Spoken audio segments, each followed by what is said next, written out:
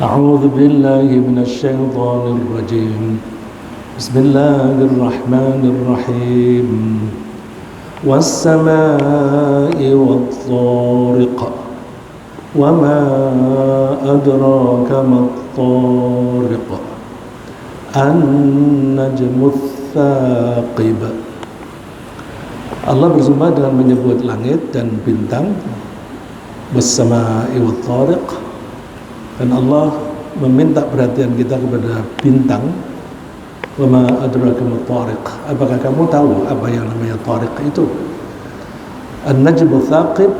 At-thariq adalah bintang yang cahayanya menembus atmosfer kita, atau bintang yang terang sekali, atau bintang yang datangnya malam hari. Itu arti ats-tsaqib, macam-macam. Sumpah ini Allah ingin menunjukkan kepada kita, meyakinkan kepada kita bahwa Allah itu menjaga segala sesuatu, termasuk manusia. Jadi Allah meyakinkan kita bahwa Allah selalu menjaga manusia, juga semua makhluk yang lain, yaitu in kullu nafsin lamma 'alaiha hafiz. Di sini saya tunjukkan ada dua macam terjemah. Yang pertama, tidak ada suatu jiwa. Coba di sini kata in itu tidak diartikan jika, tetapi diartikan tidak. In itu bisa berarti jika, kalau dia menjadi syarat. In juga bisa berarti tidak kalau di kalimat itu ada kata negatif setelahnya. In juga bisa berarti sesungguhnya. In berarti sesungguhnya kalau dia adalah asalnya innahu, hu-nya dibuang, lalu inna tasdidnya dibuang menjadi in, ya. Jadi versi pertama diartikan sebagai tidak atau tidak ada. In kullu nafsin, tidak ada setiap manusia, setiap jiwa, lamma 'alaiha hafiz, kecuali terhadapnya ada penjaga. Jadi lamma diartikan kecuali atau melainkan. Setiap orang, setiap jiwa itu pasti dijaga. Versi yang kedua penerjemahannya sama saja, cuma secara tata bahasa beda, ya. Kalau kita membahas ayat Al-Quran dengan melihat tata bahasa, Al-Qurannya kalimatnya benar, ahli tata bahasa mencoba menganalisa. Jadi tata bahasanya datangnya belakangan, ya. Ahli tata bahasa mencoba menganalisa ini susunannya bagaimana. In kullu nafsin, in di situ asalnya innahu, hu-nya itu disebut dhamir sya'an, dhamir yang tidak perlu diartikan. Lalu hu-nya dibuang, tasdid dan fathahnya diganti dengan sukun. In kullu nafsin, asalnya innahu kullu nafsin, sesungguhnya setiap jiwa, lamma 'alaiha hafiz, lamma di sini tambahan yang berarti penekanan. Jadi bisa diartikan pasti atau sesungguhnya pada setiap jiwa itu ada yang jaga. Bagaimana cara menjaga itu? Nanti kita lihat, ya. Allah itu kalau bertindak sesuatu itu biasanya menggunakan sistem.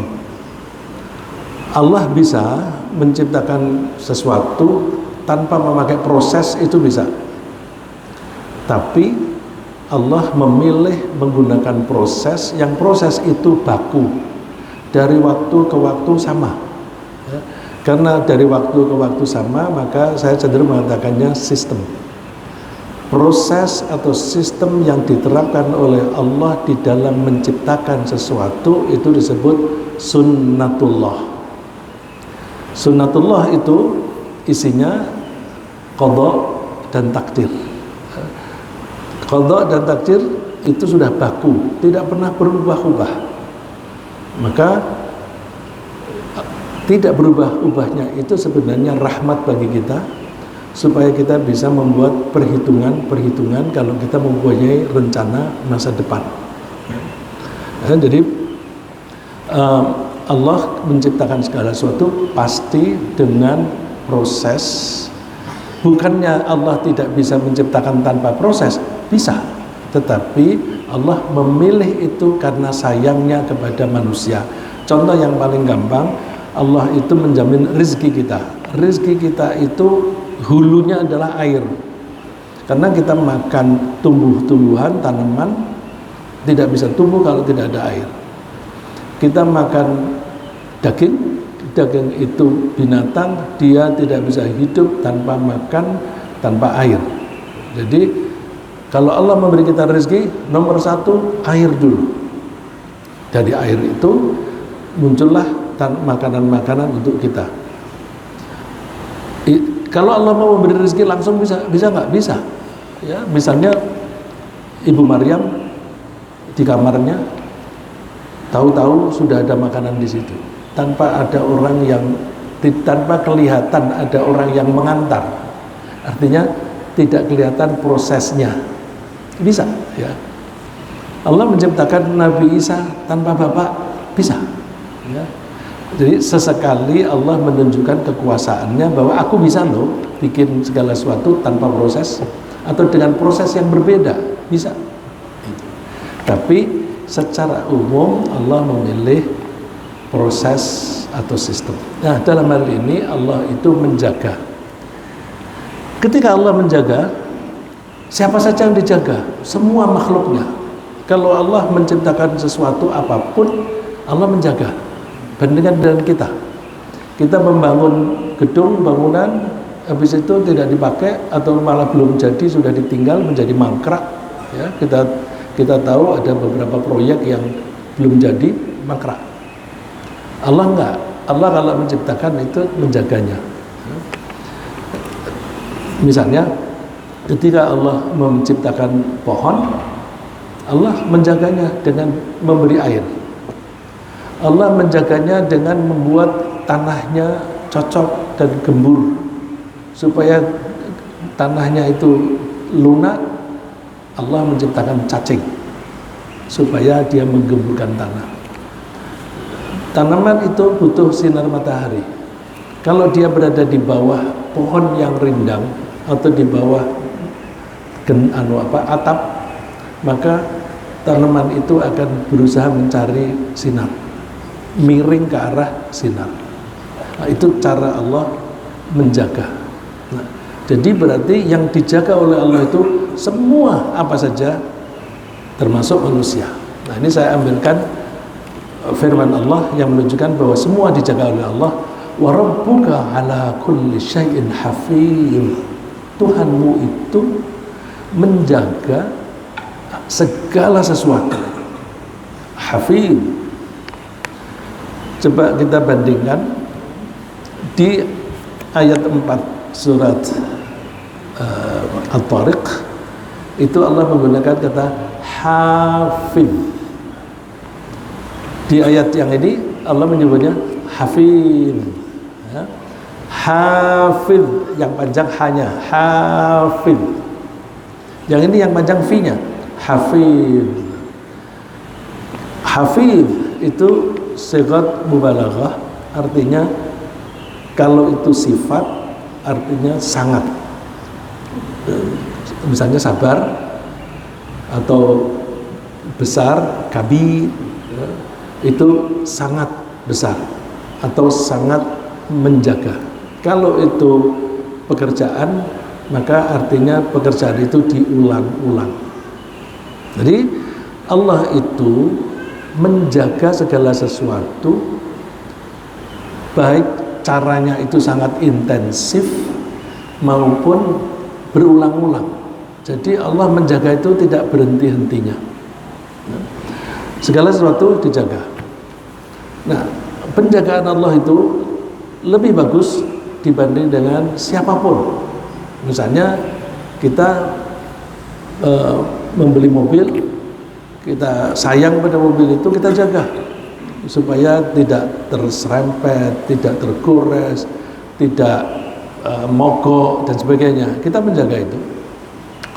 Tapi penjagaan kita jauh jauh dari sempurna. Kalau menjaga bagus sekali. Oleh karena itu Allah menyebut dirinya sendiri, "Fallahu khairun hafidhah." Allah adalah penjaga yang paling baik. Untuk apa Allah menjaga sesuatu? Untuk kasih sayang. Wa huwa arhamur rahimin. Allah itu yang paling sayang di antara siapapun yang menyayangi. Jadi kalau Allah menjaga itu karena sayang. Bagaimana cara Allah menjaga? Tentu bisa Allah menjaga dengan dirinya sendiri. Tapi Allah juga menyuruh makhluknya untuk melaksanakan pekerjaan menjaga. Nah, ini contoh Allah menugasi makhluknya untuk menjaga manusia, yaitu para malaikat. Lahu mu'aqibatum min baini yadayhi wa min khalfihi yahfazunahu min amrillah.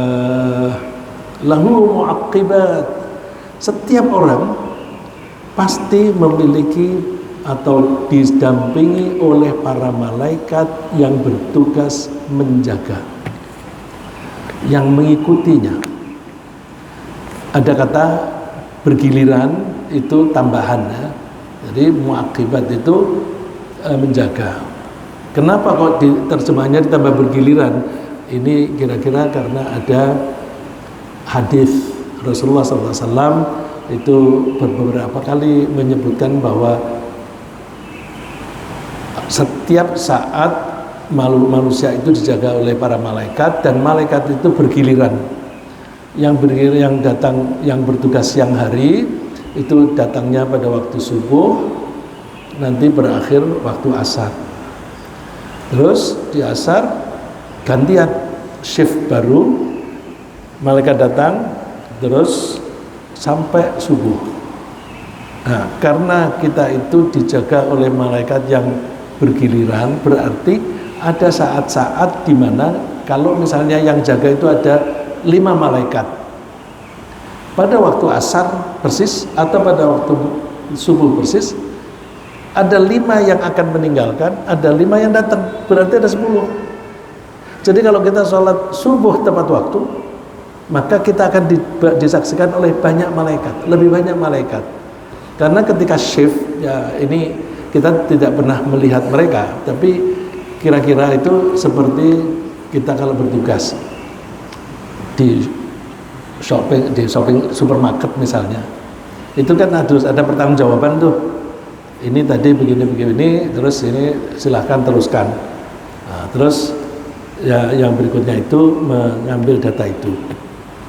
Dokter, mohon maaf ini yang dokter kalau saya salah dikoreksi, itu juga begitu.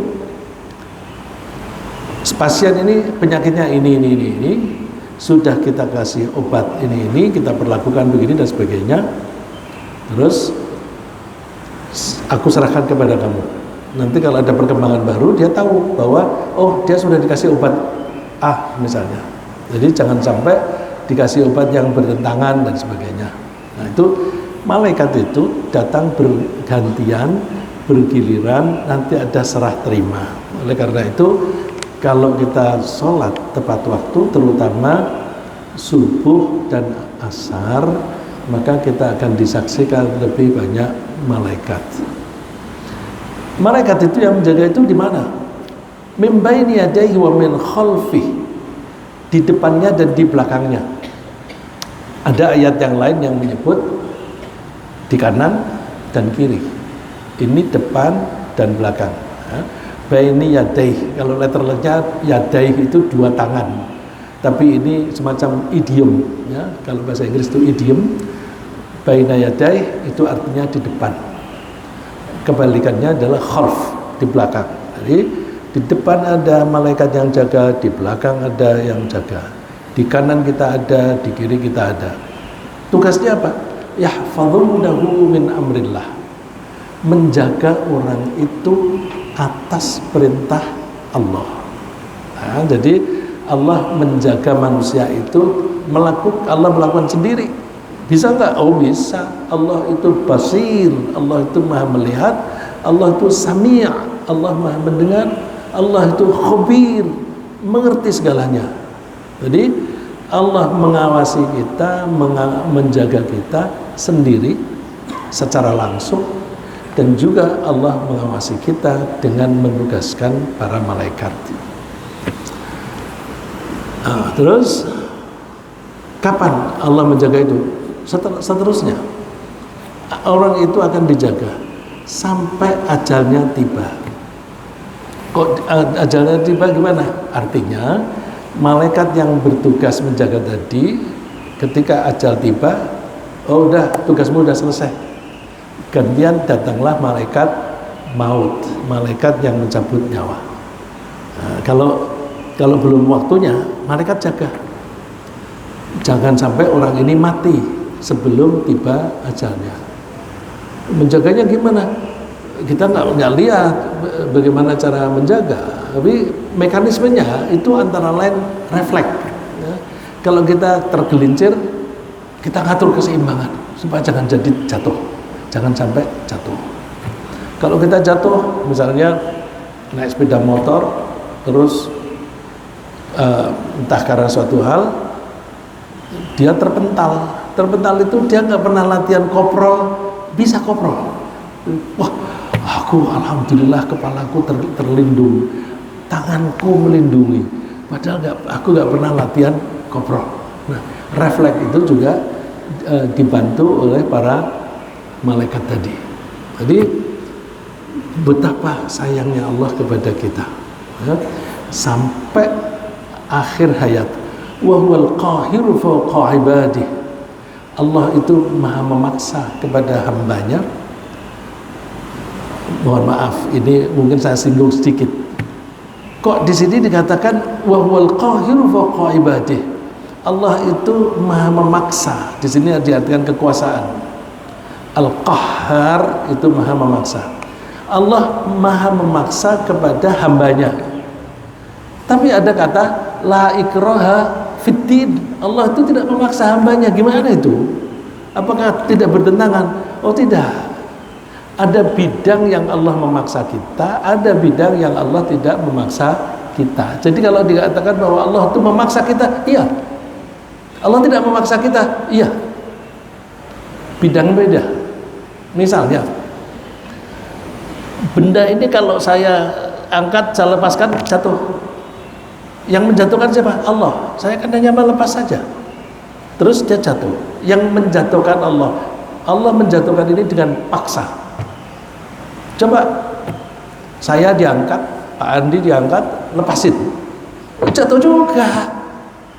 Jadi secara fisik kita dijaga, ya. Secara fisik kita itu dipaksa. Tapi secara mental, secara spiritual kita tidak dipaksa. Silakan pilih, kamu mau sholat atau tidak, terserah. Aku nyuruh kamu sholat. Konsekuensinya kalau kamu sholat, aku izinkan kamu masuk surga. Tapi kalau kamu tidak sholat, kamu memilih sendiri untuk masuk neraka. Jadi ada bidang yang Allah paksa, ada bidang yang Allah tidak paksa. Yang tidak dipaksa, di situ kita harus bertanggung jawab. Karena kita sholat atau tidak itu pilihan kita. Kamu sholat ya 5 kali sehari ya. Terus ada orang yang memilih enggak gitu.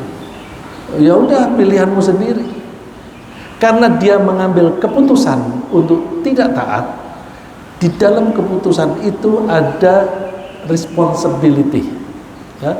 Jadi kalau ada freedom of choice, freedom to choose, kalau ada kemerdekaan atau kebebasan memilih, di situ harus ada tanggung jawab. Ya. free but responsible, ya. Free but responsible. Bebas tapi harus tanggung jawab. Tanggung jawabnya itu di mengambil keputusan. Jadi kalau dia digoda oleh setan atau diajak orang-orang lain untuk korupsi misalnya, terus menyalahkan yang ngajak, nggak bisa. Mereka hanya ngajak kok. Keputusannya kan ada pada kamu. Kalau kamu bilang tidak, nggak terjadi itu. Kalau kamu bilang enggak, ya nggak terjadi. Kalau dipaksa gimana? Kalau nggak mau ditembak. Nah, ketika dipaksa, dia tidak ada pilihan, dia melakukan itu nggak dosa. Ya, jadi kalau ada seseorang dipaksa, bahkan dipaksanya itu menyekutukan Allah, bilang Tuhan, mau nggak kata-kata yang jelek lah ya. Kalau enggak, saya tembak. Terus dia mengatakan itu, nggak apa-apa. Nah, itu dibuktikan pada waktu Ammar bin Yasar, ya, seorang budak, dia itu disuruh maki-maki Allah. Dia sambil disiksa, diikat, lalu dia maki-maki Allah. Bapak ibunya disiksa, dia disuruh maki-maki, nggak mau. Terus dia bilang sama anaknya, karena mereka tuh keluarga budak. Kalau ada suami istri budak, punya anak, otomatis jadi budak. Saat itu ya, waktu ada perbudakan. Nah, bapak ibunya bilang pada anaknya, kamu turuti aja paksaan itu. Kami berdua memilih untuk tidak mau. Mati gak apa-apa. Aku sudah tua. Suami bapak ibumu sudah tua, sudah tidak bisa menolong, tidak bisa membantu Rasulullah SAW. Kamu masih muda, kamu punya potensi untuk membela perjuangan Rasulullah. Kamu harus masih hidup. Lalu terus dia maki-maki Allah. Terus habis disiksa, ditinggal pergi. Kalau nggak salah yang menyiksa itu Abu Jahal. Ya. Kemudian Rasulullah lewat.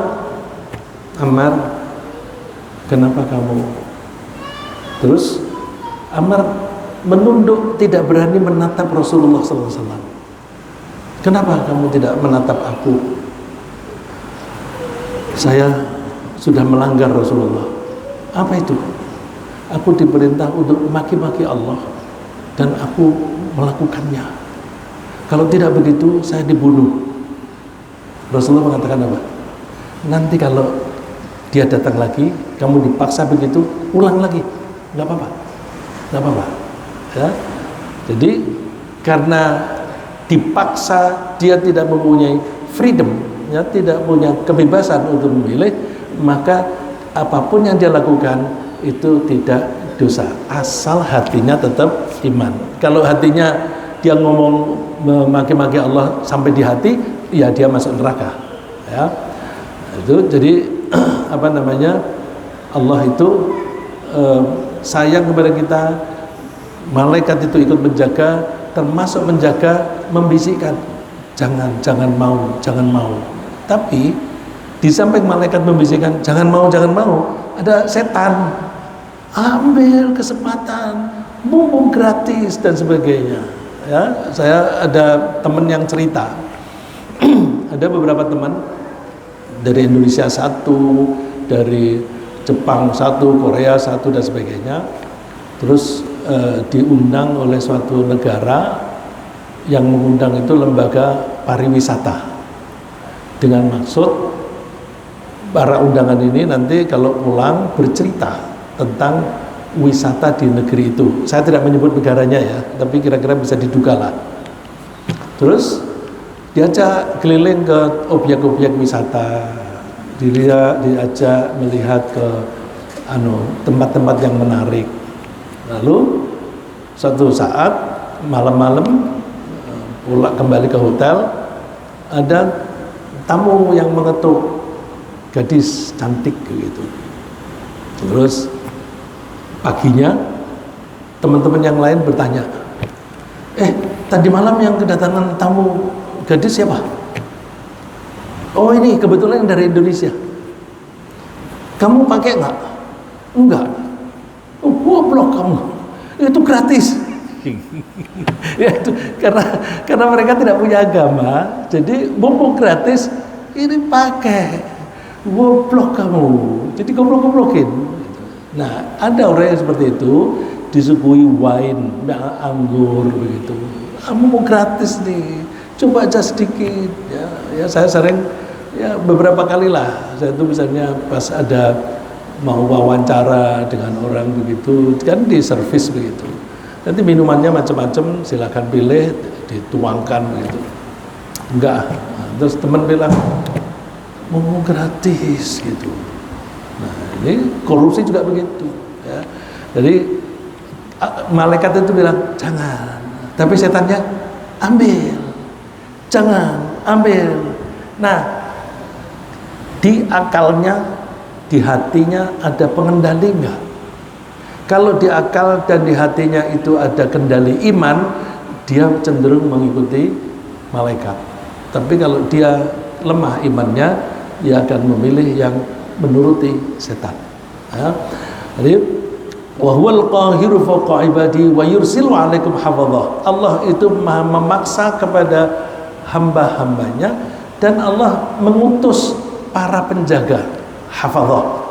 Hafadhah itu jamak dari hafid. Hafid penjaga, jamaknya hafadhah. Kafir, orang kafir, jamaknya kafarah. Safir, jamaknya safarah, ya, dan sebagainya. Hatta idza jaa ahadakumul mautu tawaffathu rusuluna, sampai ketika datang kematiannya maka para utusan kami mewafatkan dia. Coba kita perhatikan di sini. Tawaffathu rusuluna, para utusan kami mewafatkan dia. Dia itu berarti satu, ya. Dia itu satu, tapi utusannya banyak, rusul. Rusul itu jamak dari rasul. Berarti ketika seseorang itu meninggal, malaikat yang ditugasi mencabut nyawa itu tidak hanya satu, ya, ada beberapa. Ya. Kalau orang yang baik itu semuanya membantu supaya keluarnya ruh itu nyaman. Tapi kalau orang yang tidak baik, ada yang mencabut ruhnya dengan kasar, ada yang mukuli mukanya, mukuli punggungnya, puk, jadi kesakitan gitu. Ya. Yang saya ceritakan ini semua ada di Al-Quran. Wahum la yufarritun, para malaikat itu tidak melalaikan kewajibannya. Jadi kalau ditugasi cabut nyawa, cabut. Tugasi jaga, jaga. Udah, kamu berhenti menjaganya, ya berhenti. Nah, terus antara lain para malaikat itu tidak hanya menjaga keselamatan, tapi juga bertugas mencatat. Wa inna 'alaikum lahafizin kiraman katibin. Hati-hati ya. Setiap kalian itu ada yang menjaga, yaitu para malaikat. Para malaikat itu yang mulia. Nah, yang mulia itu artinya tidak bisa dipengaruhi, tidak bisa disogok. Jadi kalau ada orang mau disogok, martabatnya jatuh. Udah dia seorang ulama pun, orang hafal Quran, tapi begitu dia bisa disogok, jatuh dia. Justru jatuhnya lebih sakit, karena orang yang lebih terhormat ketika jatuh, ya jatuhnya itu kan lebih tinggi, lebih sakit. Ya. Kalau orang awam begitu, ya udah paling yang tahu orang sekitarnya. Tapi kalau orang yang lebih tinggi, semua orang lebih banyak orang yang tahu, dan dia martabatnya sangat rendah jatuhnya. Ya.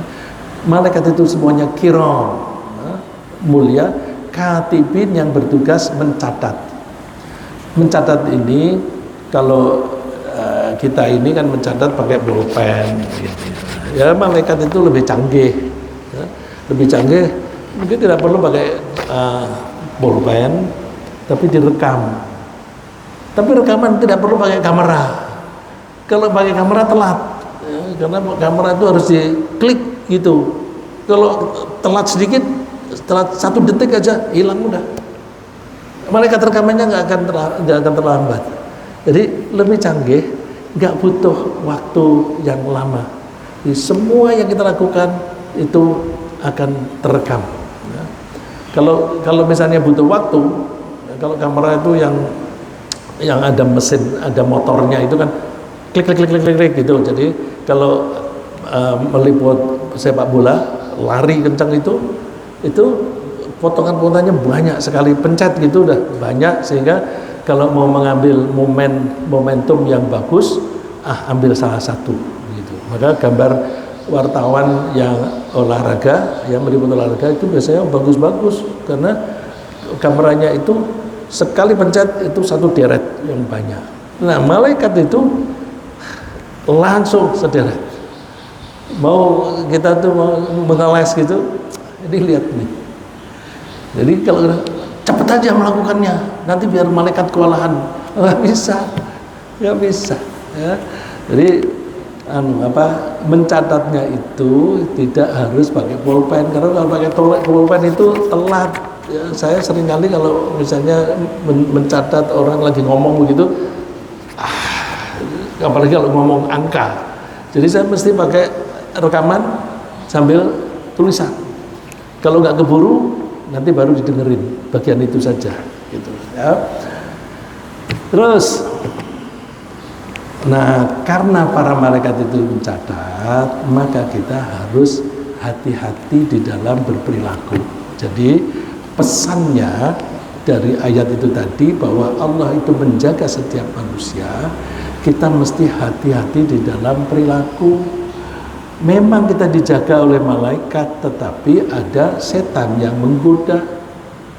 Ya, memang kita itu bisa sembunyi dari orang, tapi tidak bisa sembunyi dari malaikat, karena malaikat itu yang jaga banyak. Ya. Banyak itu berapa? Ini ada yang mengatakan di depan, di belakang, di kiri, kanan, di atas, di bawah, sehingga jumlahnya sekitar puluhan begitu. Tapi ada yang menyebutkan di atas 100. Jadi kalau satu orang lebih dari 100, yang angka yang saya pernah baca itu 140. Ya. Satu orang dijaga 140. Kalau manusia di dunia ini ada 8 miliar misalnya, maka jumlah malaikat jauh lebih banyak, 2 kalinya lagi, ya, karena giliran siang dan malam. Oleh karena itu hati-hati, karena catatan malaikat itu tidak ada yang terlewatkan. Wa wudi'al kitabu fataral mujrimin. Tadi termasuk ini yang dibaca oleh Ustadz ya di surat Kahfi tadi. Bagus sekali. Wa wudi'al kitabu fataral mujrimina mushfiqina mimma fihi. Buku rekaman tadi, catatan tadi, ketika di hari kita dibangkitkan, nih catatanmu, lihat sendiri, kamu bisa baca sendiri kok, ya. Jadi wakafa bika hasiba, kamu bisa kok menghitung sendiri, melihat sendiri bisa, nih, ya. Terus orang yang banyak berbuat dosa, mujrim itu orang yang suka melakukan dosa, melakukan kejahatan. Jadi kalau orang suka melakukan kejahatan, berarti kalau bahasa Indonesia menjadi penjahat. Ya. Penjahat itu orang yang jahat, orang yang suka merugikan orang lain. Merugikan orang lain itu macam-macam. Ya. Nah, orang-orang yang jahat itu musyfiqina mimma fih, melihatnya itu ngeri, takut ya. Ini rekaman luar biasa. Wa yaquluna ya wailatana ma li hadzal kitab. Mereka mengatakan, ini kitab apaan ini? Ini kitab apaan ini? La yughadiru saghiratan wala kabiratan illa ahsaha. Tidak ada perilakuku, dosaku yang kecil maupun yang besar, enggak ada yang kelewat. Catatan kok bisa begini, rekaman kok bisa begini. Jadi kalau imam membaca seperti ini kan, kita mendengar dari belakang itu kan ngeri. Wallah, masya Allah. Jadi bukan hanya yang kita lakukan saja, yang kita pikir saja yang kita rasakan saja Allah tahu, dan itu ada di dalam catatan. Ya. La yughadiru saghiratan wala kabiratan illa ahsaha. Enggak ada yang kelewat, kecil maupun besar. Semua tercatat, semua terhitung di situ. Wajadu ma'amilu hadira.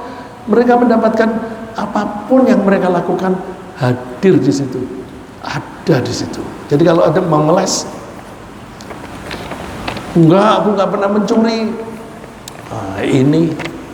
Nah, ketika menuliskan ini, itu nggak perlu pakai tombol seperti kita. Kalau kita ini dilihat di laptop ini, di file yang mana ya? File yang mana? Kadang-kadang ada basket, ada kumpulan file begitu. Oh, di basket ini. Terus di basket itu nama filenya apa? Oh, lama. Kalau malaikat enggak, kamu nggak ngaku ya? Nih, langsung kelihatan. Langsung kelihatan. Iya ya. Gerakan-gerakan itu tahu dia. Terus kamu mulai dari masuk masjid kan sudah mulai niat mencuri kan? Enggak, aku ke masjid mau sholat. Alah, lihat nih, ketika kamu masuk masjid, matamu kemana?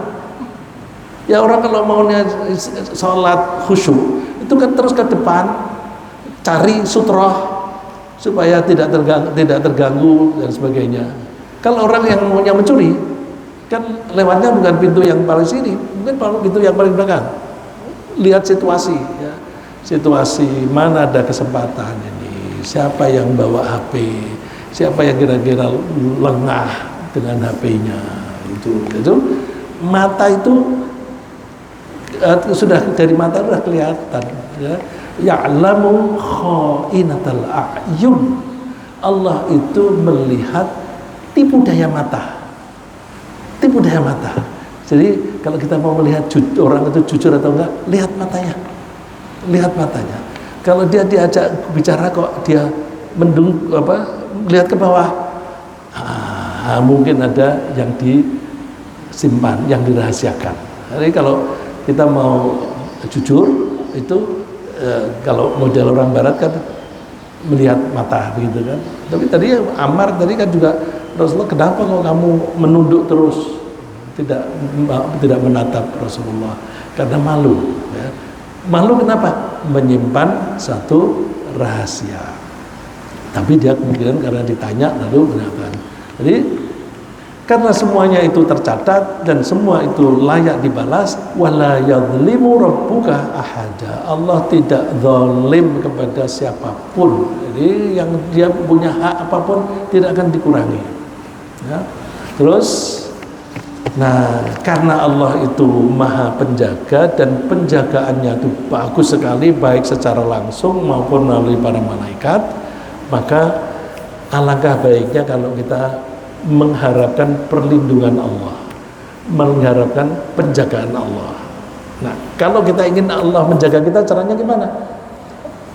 Kita kalau memohon kepada Allah, jangan disamakan dengan memohon atau meminta kepada seseorang. Ya. Saya kasih contoh, kalau misalnya saya minta kepada Pak Andi, Pak Andi minta tisu, Pak. Saya tetap duduk di sini. Pak Andi ke sana, cari mana tisu. Terus setelah ada tisu diantar ke sini sampai di sini. Artinya saya meminta ini kalau kepada orang yang lebih rendah biasanya kita bilang menyuruh. Tapi kalau orang itu lebih mulia kita bilangnya memohon. Kalau kepada Allah kita bilangnya berdoa. Tapi isinya sama. Kan doa itu kan juga kalimatnya itu kata perintah, memakai kata perintah. Ihdina, tunjukilah saya, itu kan perintah. Allah diperintah, ya namanya doa, tapi redaksinya perintah. Pak Andi, ambilin tisu, Pak. Saya tidak berbuat apa-apa, Pak Andi yang berjalan dan menyerahkan pada saya. Kalau saya bilang, ya Allah berilah saya rezeki, kemudian saya memperlakukan Allah seperti Pak Andi, jadi terus gimana kamu? Ya udah, aku duduk-duduk aja, karena aku sudah minta kepada Allah. Nanti kalau Allah nganter, konyol itu, konyol. Jadi kalau minta kepada Allah nggak bisa. Kalau minta kepada Allah maka kita harus menggunakan mekanisme tadi, proses yang biasa dilakukan oleh Allah. Cara Allah memberi rezeki itu gimana? Cara Allah memberi rezeki itu bisa pakai produksi, bisa pakai berjual beli, ya, dagang atau memproduksi. Ya.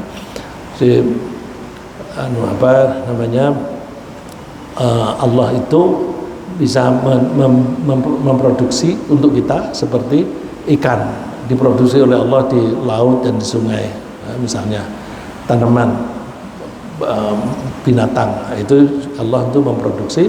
Terus kita bisa meniru itu dengan cara ternak, dengan cara ternak. Terus kita masing-masing diberi kelebihan dan kekurangan. Pak Andi punya kelebihan tapi punya kekurangan, saya punya kelebihan, saya punya kekurangan, lalu saya tukar menukar.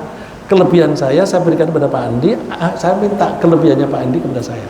Ini kalau barang dan barang namanya barter, tapi kita tuh hakikatnya itu tukar menukar kelebihan, ya.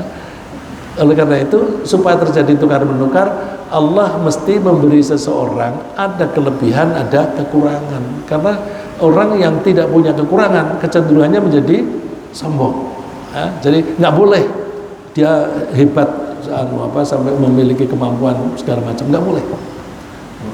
Tapi bagaimana Allah melarang kita supaya tidak ahli di segala bidang?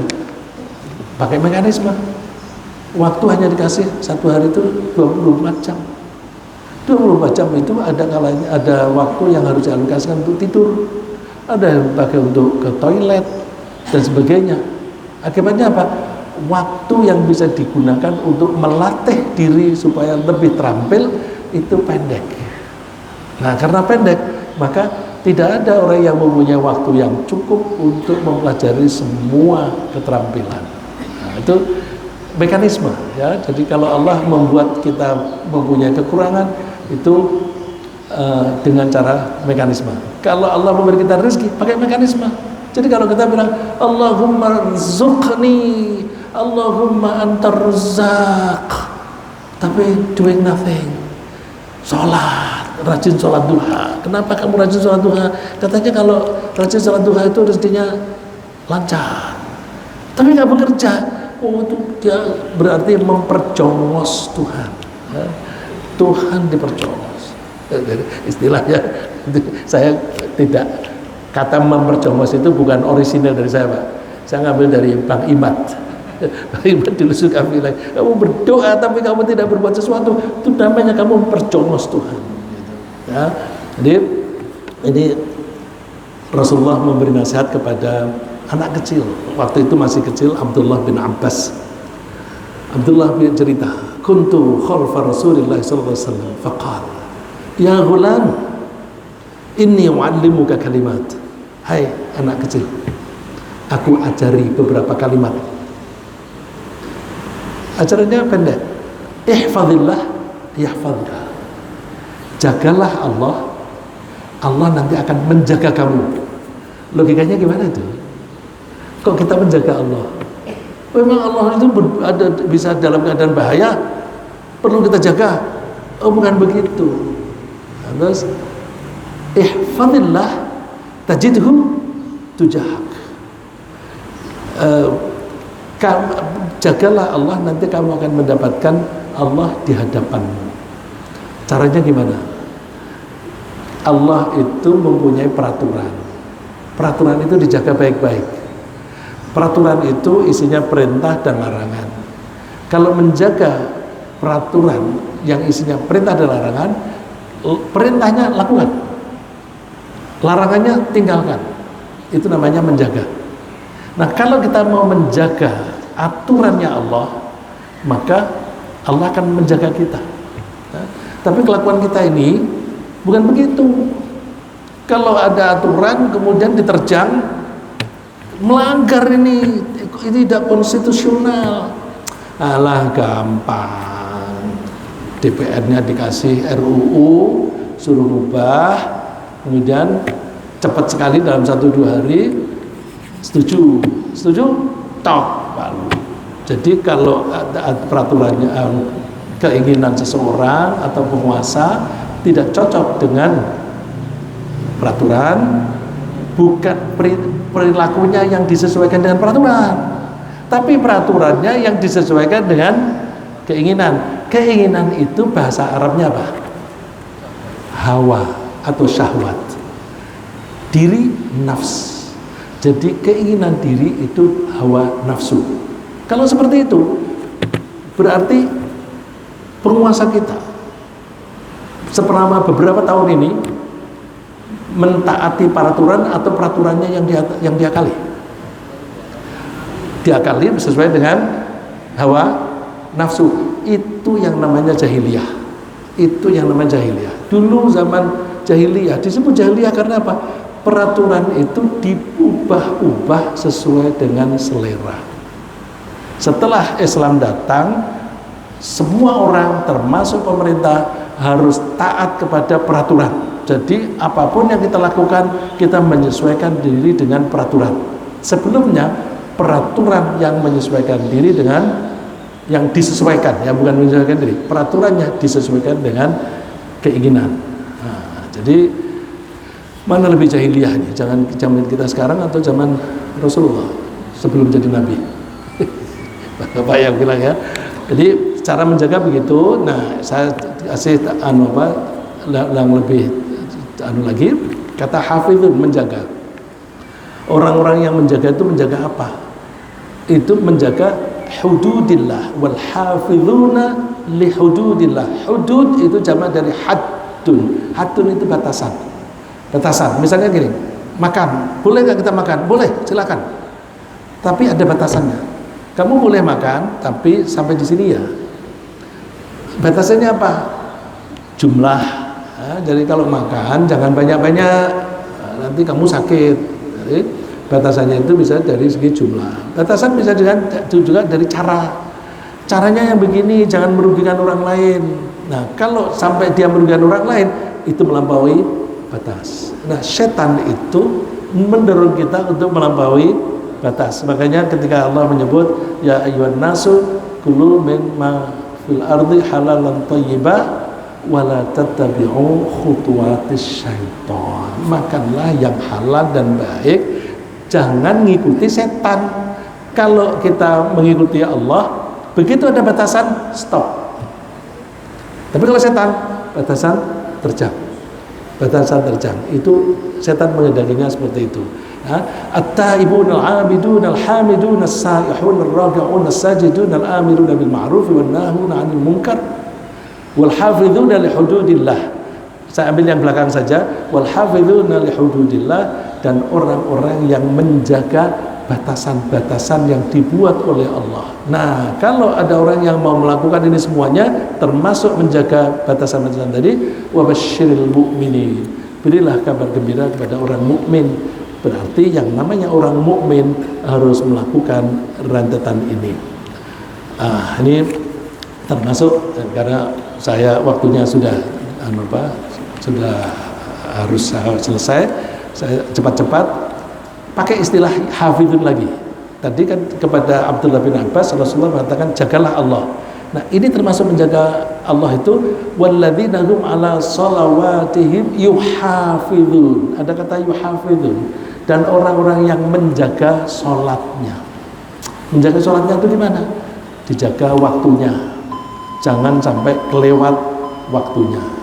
Jadi sholat tepat waktunya, karena sholat itu kitabam mauqutah, kewajiban yang ditentukan waktunya. Menjaga sholat termasuk juga syarat rukunnya. Syarat rukunnya antara lain bersih dari najis. Ini masjid-masjid itu seringkali ceroboh, ya. Toilet dan tempat wudhu itu tidak ada tempat mencuci kaki dari toilet, ada percikan-percikan, terus berjalan cik-cik-cik ke tempat wudhu. Yang dilewati tadi kan ada bekas percikan najis tuh, tapi nggak diguyur, nggak dibersihkan. Terus orang dari wudhu lewati jalan yang diinjak tadi, akhirnya najisnya bawa ke masjid. Nah, itu banyak sekali, ya, banyak sekali. Dan yang salah siapa? Siapa itu yang salah? Kita semuanya, ya, kita semuanya. Bukan hanya pengurus. Kalau pengurus saja kasihan gitu. Nggak, satu pernah di satu masjid itu tempat wudhu itu untuk masuk ke masjid harus melewati anak tangga yang di situ ada sandal-sandal, ada sepatu di situ. Di wudhu terus melewati itu. Nah, sandal-sandal ini kan habis berjalan dari beberapa tempat-tempat yang tidak terkendali, ada najisnya. Terus dia harus melewati itu. Saya bilang, Pak, ini najis ini, Pak. Jangan boleh ada sandal di sini. Terus saya ke situ lagi, masih begitu lagi. Saya tegur lagi. Akhirnya saya ngomong waktu khutbah Jumat. Khutbah Jumat saya cerita begitu, baru berubah, Pak. Berarti apa? Bukan hanya pengurus. Ya, jamaah kalau melihat ada yang kurang beres, ngomong.